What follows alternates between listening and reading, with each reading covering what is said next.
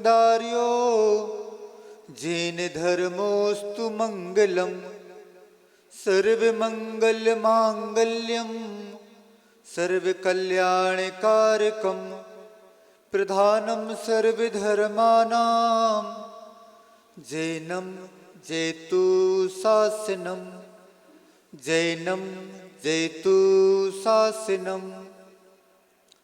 अनंतानंद सिद्ध परमेष्टि भगवान की, 24 तीर्थंकर भगवान की, आचार्य भगवान श्री कुंद कुंद स्वामी की, गुरु नाम गुरु आचार्य भगवान ज्ञान सागर जी महामुनि राज की, परम उपकारी गुरुदेव विद्या सागर जी महामुनि राज की, परम पूज मुनि श्री 108 विमल सागर जी महाराज की, 170 महामंडल समूषण विधान की, उत्तम माधव धर्म की, 3 कम 9 करोड़ में महाराजों की जय हो। मुनिवर श्री अचल सागर जी महाराज की, संपूर्ण मुनि संघ की। 2 कार्य होते हैं, एक दूसरे के विपरीत कार्य हैं। सबसे कठिन काम कौन सा है और सबसे सरल काम कौन सा है? प्रश्न है, सबसे कठिन काम कौन सा है और सबसे सरल काम कौन सा है? उत्तर भी इसी में छुपा हुआ है। सबसे कठिन काम सरल होना है और सबसे सरल काम कठिन होना है। हर आदमी कठिन है, सरल नहीं है। दुनिया का सबसे कठिन काम है तो सरल होना सबसे कठिन काम है। आज का धर्म ऋजुता का धर्म, सरलता का धर्म, ऋजुता। आज का धर्म अपने मान को समाप्त करने का धर्म। अपने मान को समाप्त करना है, अपने मान को समाप्त करना है तो कैसे सरल अपने मान को खत्म किया जाए? यह धर्म मैं को अस्तित्व को समाप्त करने वाला, अपने प्रदर्शन को समाप्त करने वाला, दूसरे के अस्तित्व को स्वीकार करने वाला। जहां पर व्यक्ति मात्र मैं हूं, मैं सब कुछ हूं, यह भाव आ जाते हैं, वह व्यक्ति दूसरे के अस्तित्व को स्वीकार करता ही नहीं है। और जहां पर मैं आ जाता है वहां पर मद आ जाता है। मद को कहा जाता है नशा। जहां पर नशा आ गया वहां पर व्यक्ति दूसरे को कुछ नहीं समझता। कल उत्तम क्षमा का धर्म था, वहां पर उसका प्रतिरोधी प्रतिपक्षी धर्म था तो क्रोध था। और आज उत्तम माधव धर्म है, उसका प्रतिपक्षी है तो मान है। उत्तम माधव धर्म, माधवता मृदुता तो हो परंतु कैसी हो? श्रेष्ठता के साथ हो। हर व्यक्ति बाहर से श्रेष्ठ दिखना चाहता है, परंतु यदि अंदर से श्रेष्ठता के गुण नहीं आ रहे हैं तो वह उत्तम माधव धर्म नहीं आ रहा है। कल आएगा आर्जव धर्म। यदि माधव धर्म है और मायाचार के साथ है तो क्या उसे हम माधव धर्म बोलेंगे? नहीं, उसे हम माधव धर्म नहीं बोलेंगे। माधव धर्म क्या, कैसा कि अंदर से भी सरल होना चाहिए, बाहर से भी सरल होना चाहिए। यदि व्यक्ति मान का तो नाश कर रहा है परंतु अंदर से नहीं बाहर से प्रदर्शन कर रहा है तो वह सी मृदुता किसी काम की मृदुता नहीं है। तो बस यदि हमें उस मृदुता का पाना है तो उस मद को नाश करना होगा। मद कैसा है? तो आज के समय में देखा जाए तो एक रूप का मद होता है, एक ज्ञान का मद होता है, एक धन पैसे का मद होता है, जाति का मद होता है, कुल का मद होता है। परंतु सबसे ज्यादा मद होता है तो किस चीज का होता है? तो सबसे ज्यादा मद होता है तो व्यक्ति को अपने रूप का मद होता है, अपने ज्ञान का मद होता है और धन पैसे का मद होता है। और मुख्य रूप से देखा जाए तो सबसे ज्यादा धन पैसे का ही मद हुआ करता है। यदि किसी व्यक्ति के पास ज्ञान है और धन पैसा नहीं है तो उसके पास इतना मद नहीं रहेगा परंतु जिस व्यक्ति के पास धन पैसा है और बाह्य सामग्री और जुड़ती चली जाए, अंदर से और कुछ ऐसे भाव होते चले जाएं, तो वह मद बढ़ता ही चला जाएगा। एक दार्शनिक हुए हैं कन्फ्यूशियस। वह जहां पर भी जाते, बुढ़ापा उनका आ गया था, जिस व्यक्ति से मिलते अपना मुख खोलते और उस व्यक्ति से बोलते कि देखो तो हमारे मुख में क्या है। जो व्यक्ति नया नया होता उसको बड़ा अचंभा होता कि व्यक्ति क्यों पूछ रहा है कि हमारे मुख के अंदर क्या है। जब वह व्यक्ति जवाब नहीं दे पाता तो कन्फ्यूशियस ही बोलते कि देखो हमारे मुख के अंदर एक जीव है और दांत नहीं है। क्या कारण है कि जीव तो है परंतु दांत नहीं है। जीव पहले आई और आखिरी तक साथ देगी, परंतु दांत बाद में आए और पहले चले गए। क्या कारण रहा इसका? तो उत्तर दिया जाता कि जीव में लचीलापन है। जहां पर लचीलापन होगा वह पहले आया और बाद तक रहेगा, और दांतों में कठोरता है, बाद में आई और पहले चली गई। तो सोच लीजिए कि जो जहाँ जितना ज़्यादा मुलायम होगा, नरम होगा, वह उतना ही साथ देने वाला होगा। आज के समय में सब कुछ हो रहा है, मृदुता के भाव नहीं आ पा रहे हैं, और जब तक मृदुता के भाव नहीं आ पाएंगे तब तक ना तो क्षमा धर्म की बात तो हो पाएगी और ना ही आर्जव धर्म की बात तो हो पाएगी। तो हमारे अंदर बाहर से जो मृदुता होनी चाहिए, वह मृदुता में जो जो बाधक कारण होते चले जा रहे हैं, उन बाधक कारणों को दूर करना शुरू कर दो, साधक कारण अपने आप पास में आ जाएंगे। देश आजाद हुआ। देश आजाद होने के बाद प्रथम प्रधानमंत्री हुए नेहरू जी। जब उनका देहावसान हो गया तो हर व्यक्ति के अंदर एक ही भाव आ रहे थे कि नेताजी चले गए, प्रधानमंत्री जी चले गए, अब देश का क्या होगा। उसके बाद लाल बहादुर जी शास्त्री आए। उनका भी बहुत अल्प समय में सबसे सुयोग्य प्रधानमंत्री थे तो लाल बहादुर शास्त्री ही थे। बहुत अल्प समय में वह भी चले गए। उसके बाद इंदिरा जी आई। इंदिरा जी के जाने के बाद राजीव जी भी आए। जो जो नेता गए, हर व्यक्ति के मन में एक ही भाव आए, अब देश का क्या होगा। क्या देश रुक गया? नहीं, देश नहीं रुका। अभी जो भी है, क्या वह उनके जाने के बाद देश रुक जाएगा? नहीं, उनके जाने के बाद भी देश नहीं रुकेगा। परंतु यदि व्यक्ति ये सोच ले कि मैं ही सब कुछ हूं, आई एम समथिंग, मैं सब कुछ हूं, होना तो यह चाहिए आई एम नथिंग, मैं कुछ भी नहीं हूं। तुम्हारा अस्तित्व है ही क्या? तुम्हारा अस्तित्व है ही क्या? यदि शरीर का देखा जाए तो शरीर में जो सप्त धातु से शरीर निर्मित है, उसकी कितनी कीमत है। तो अंत में तो इस शरीर का सत्य जो रहता है, 2 मुट्ठी राख ही बचती है। और 2 मुट्ठी राख जब बचना है, हर व्यक्ति जान रहा है कि क्या होना है, परंतु फिर भी व्यर्थ में अहंकार को वह व्यक्ति ढोए जा रहा है। आपके पास धन संपदा है, परंतु देख लो कि कितनी धन संपदा है। देख लो कितनी धन संपदा है, और जो धन संपदा है क्या उसका सदुपयोग हो रहा है? नहीं, फिर इसका मान क्यों हो रहा है? यदि देखा जाए तो 3 लोक में कितनी संपदा है, परंतु आपके पास कितना है? 3 लोक का नक्शा उठा के देख लिया जाए।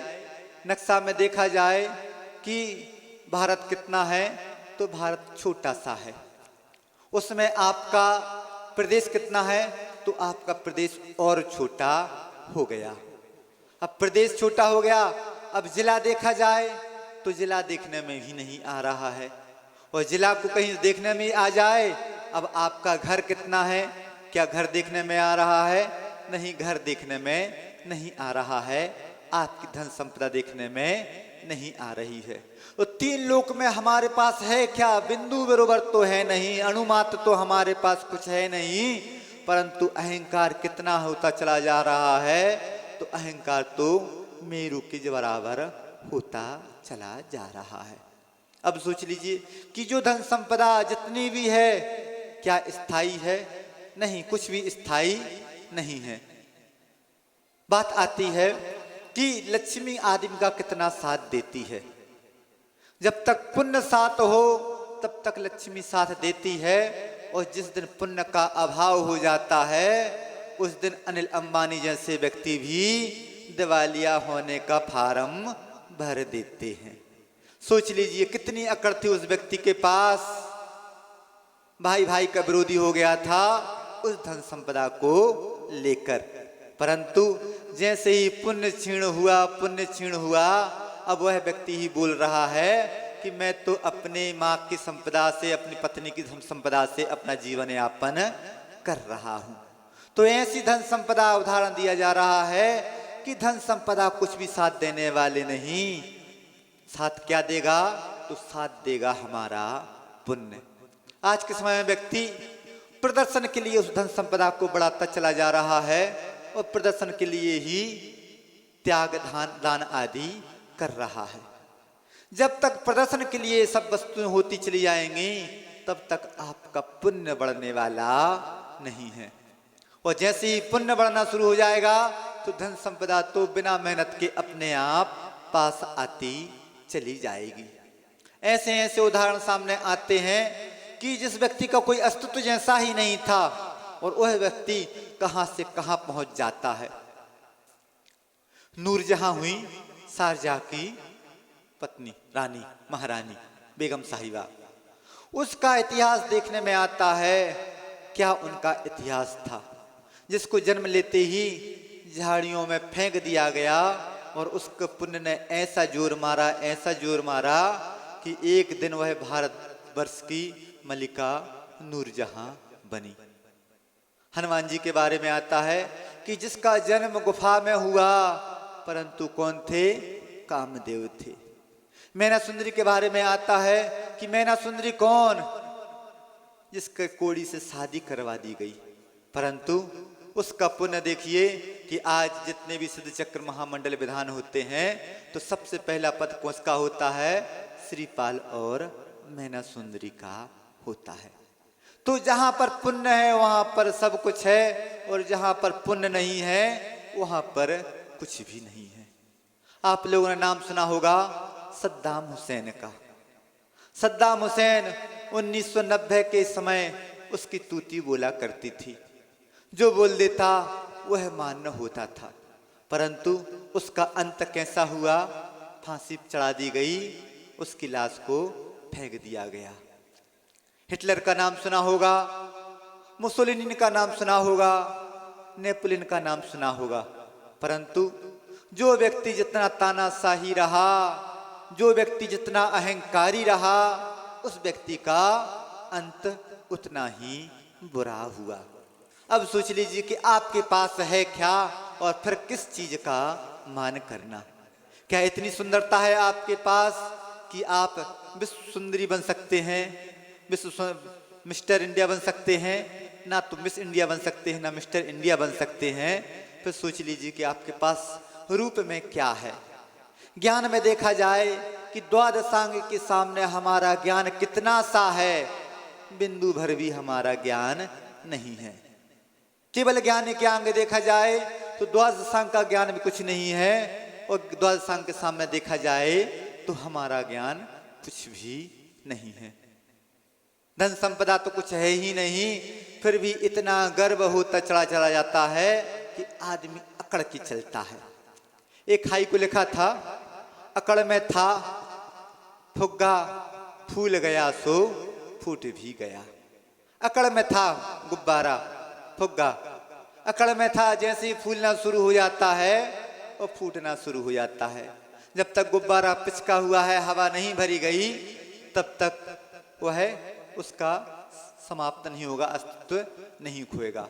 इसी प्रकार से आदमी अहंकार में फूलता चला जाता है, फूलता चला जाता है।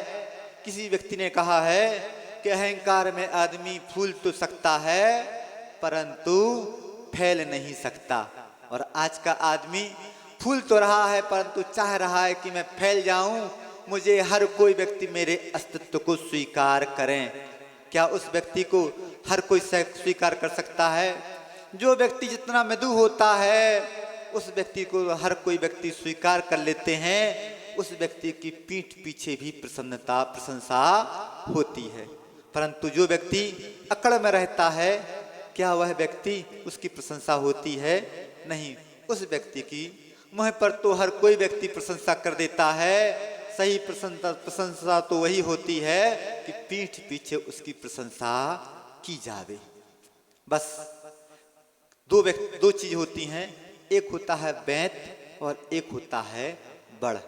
दोनों एक ही नाम से शुरू हो रहे हैं, बैंत और बड़। जब पानी आता है, बाढ़ आती है, तूफान आता है, बैंत साष्टांग नमस्कार कर जाता है और जो बड़ का वृक्ष होता है वह अकड़ में खड़ा रहता है।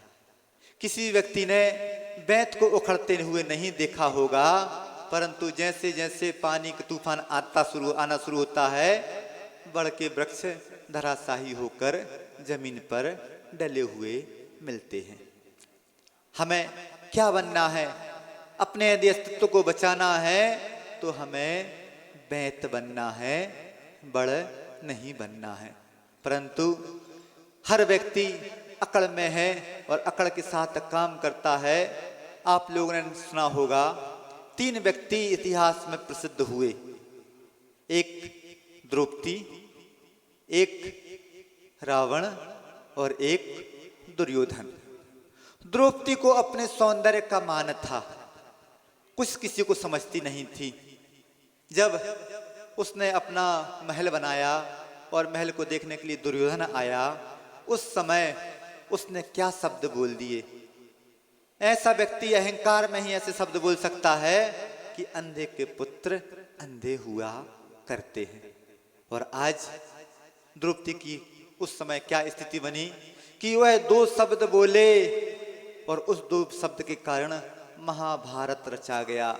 यदि कोई व्यक्ति बोले कि दुर्योधन के कारण महाभारत हुआ है, तो दुर्योधन के कारण महाभारत नहीं हुआ है।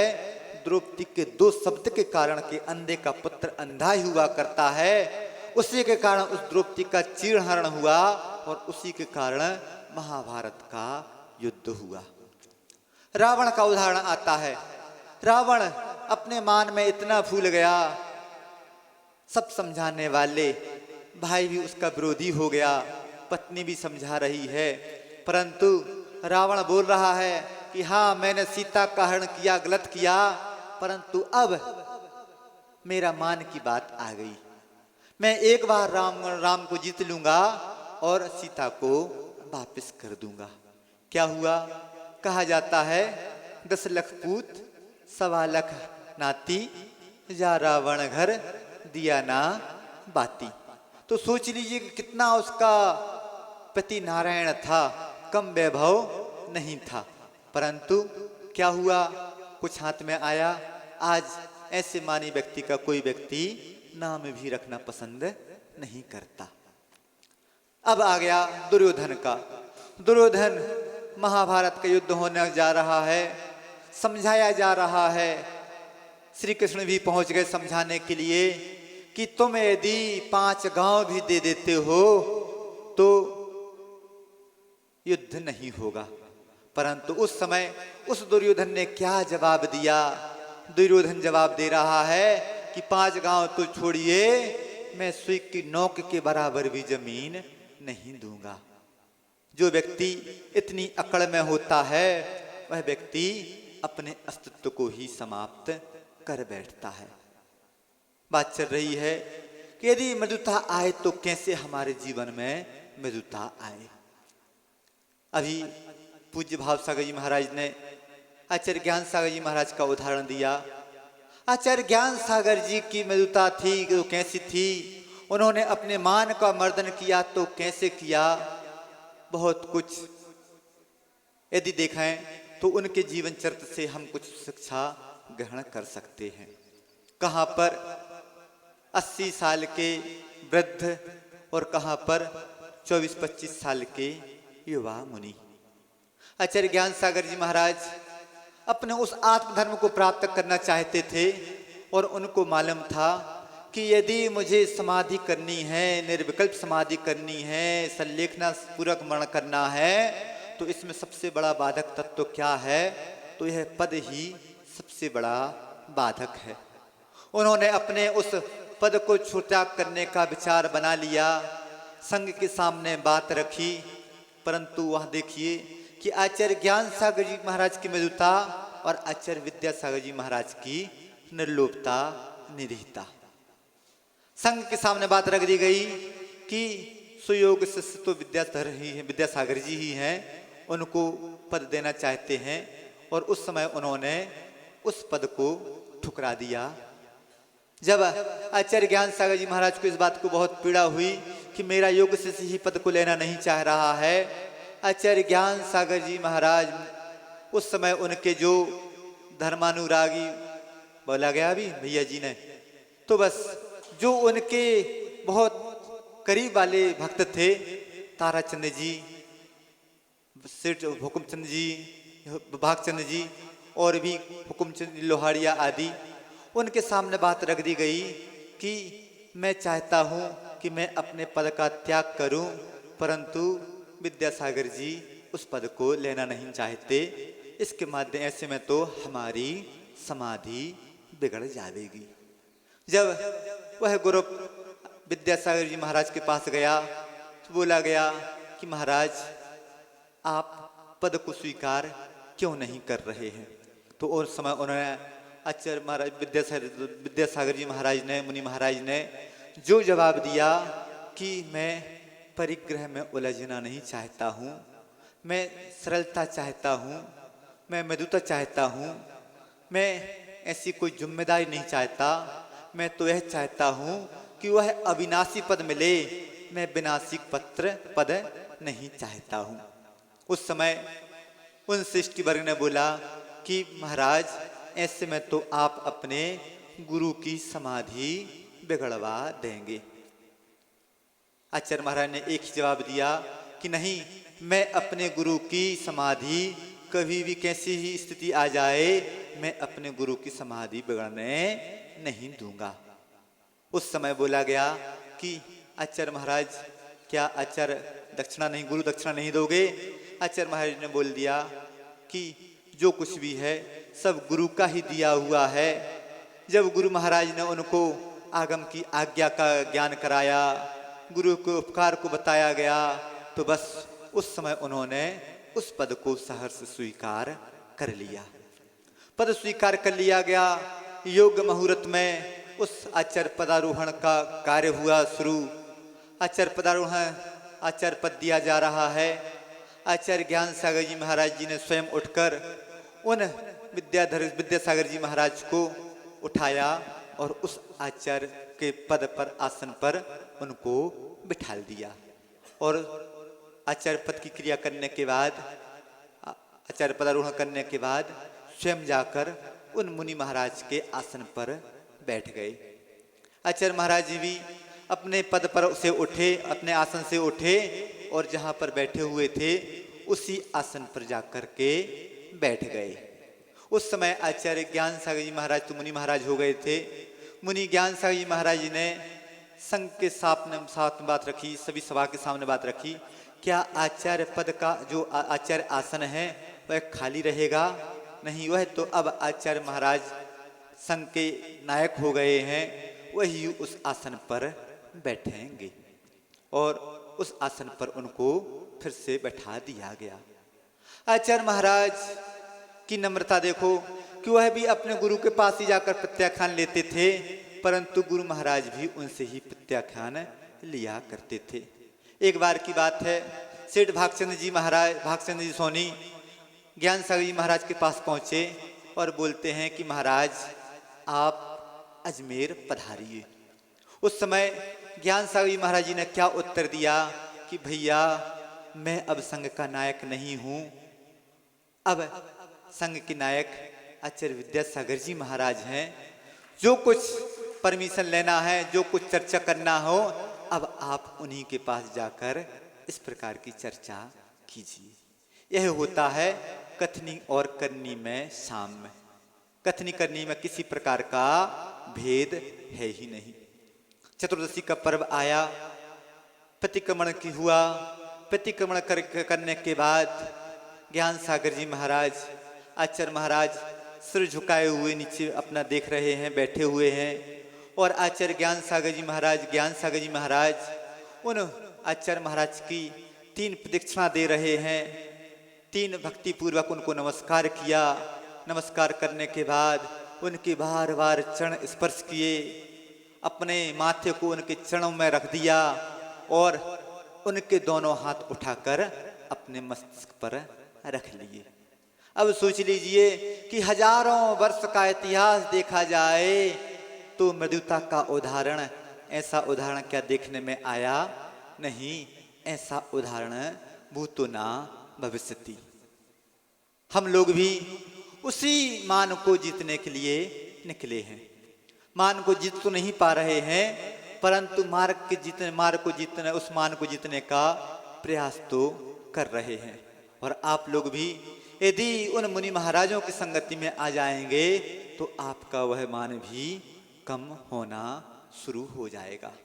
तो आज के समय में यदि देखा जाए, व्यक्ति सबसे ज्यादा पैसा खर्च कर रहा है तो कहाँ कर रहा है? व्यक्ति सबसे ज्यादा पैसा कर रहा है खर्च शोबाजी में, प्रदर्शन में। और जब तक यह प्रदर्शन होता रहेगा तब तक हमारी मान कसाई की पुष्टि होती रहेगी। कहा जाता है कि आज का जमाना किस चीज का है? तो आज का जमाना पूंछ का और मूछ का है। पूंछ का और मूछ का है।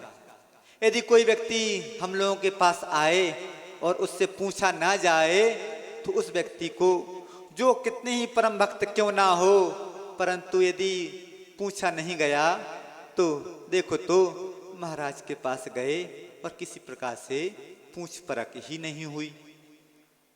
मूछ का जमाना है।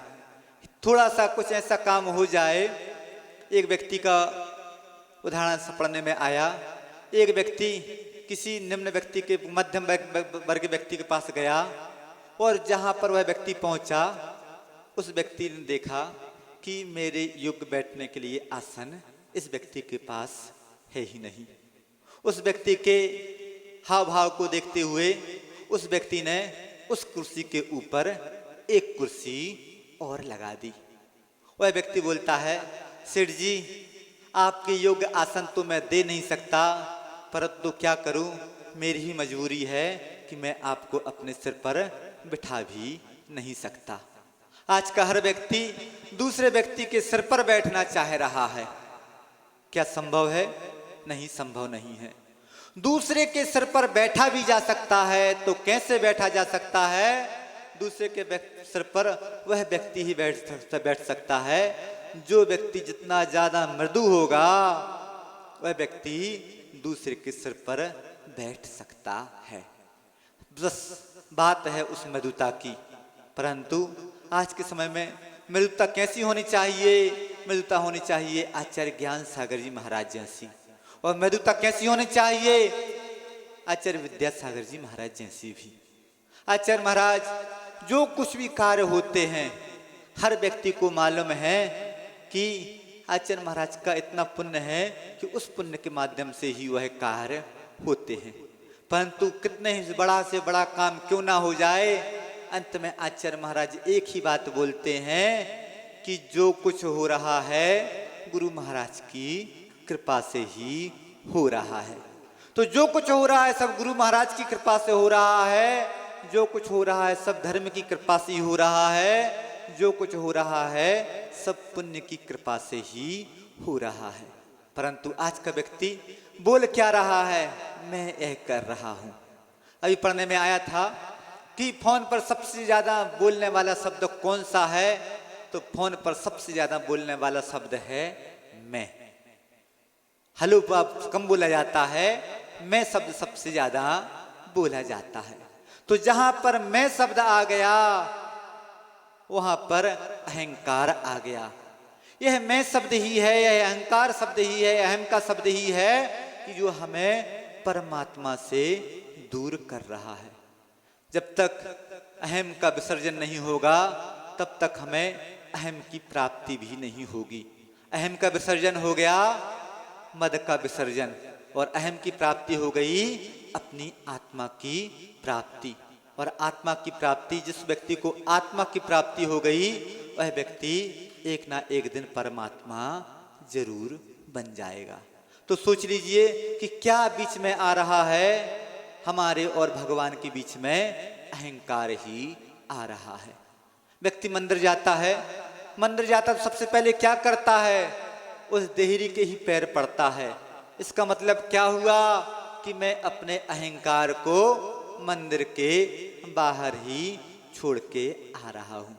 परंतु मंदिर में जैसे ही भगवान के पास पहुंचता है तो क्या होता है, वहां पर भी प्रदर्शन हो रहा है, गा गा के पूजा की जा रही है, दिखावा हो रहा है कि मुझसे बड़ा भक्त कोई है ही नहीं।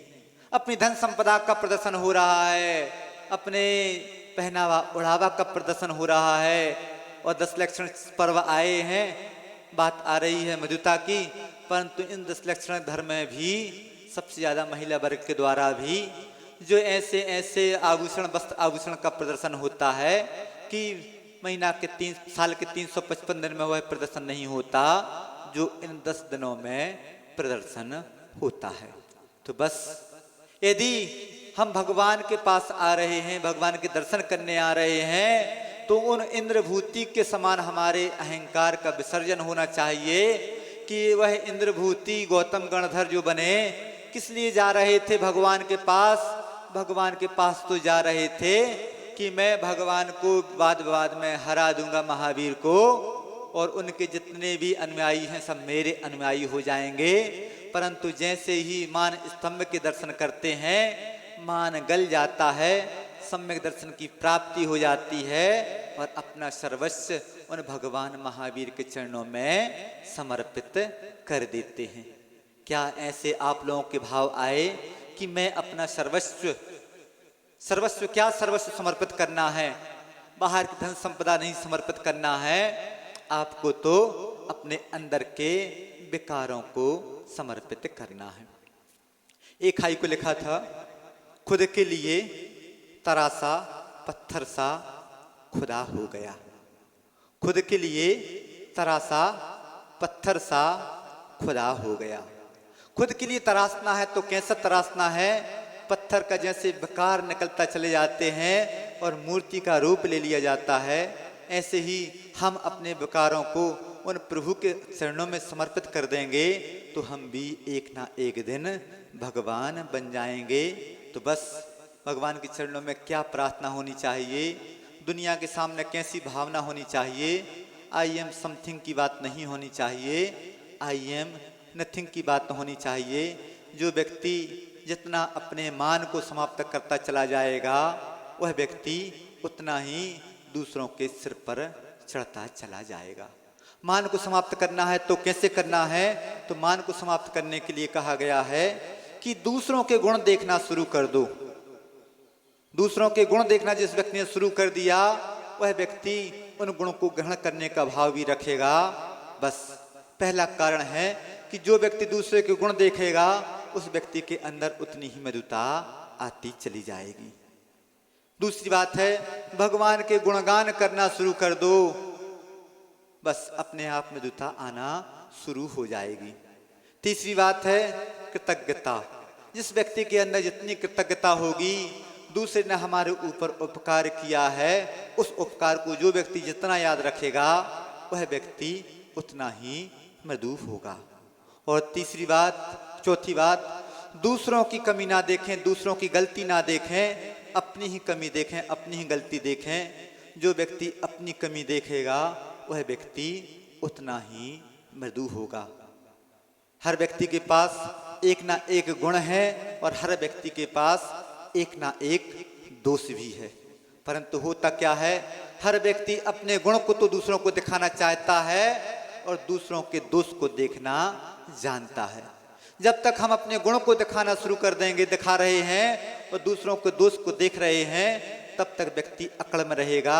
और जिस दिन व्यक्ति अपने दोष को देखना शुरू कर देगा और दूसरों के गुणों को देखना शुरू कर देगा, उस व्यक्ति की अकड़ अपने आप समाप्त हो जाएगी। उस व्यक्ति के अंदर मृदुता आ जाएगी और वह व्यक्ति अहम को गलाता चला जाएगा और एक दिन अरहम बन जाएगा। अपने अहम को गलाना है। हम लोग तो उस मार्ग पर चल चुके हैं, आप लोग भी उस मार्ग पर चलें कि आपका अहम कम होता चला जाए। जिस व्यक्ति का अहम कम होता चला जाएगा वह व्यक्ति अरहम के नज़दीक होता चला जा रहा है। अपना उद्देश्य एकमात्र ही होना चाहिए कि मुझे भी अपने परमात्मा को प्राप्त करना है। और परमात्मा को प्राप्त कब किया जा सकता है?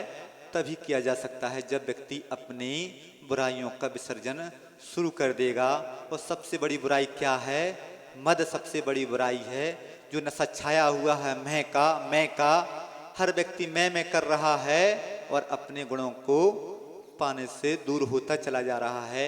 आपको वह वीतरागता प्राप्त हो, आप उस अरहंत पद को प्राप्त करें। इसी भावना के साथ अहिंसा परमो धर्म की जय हो, उत्तम मार्दव धर्म की जय हो। आए अकड़ की पकड़ से बचकर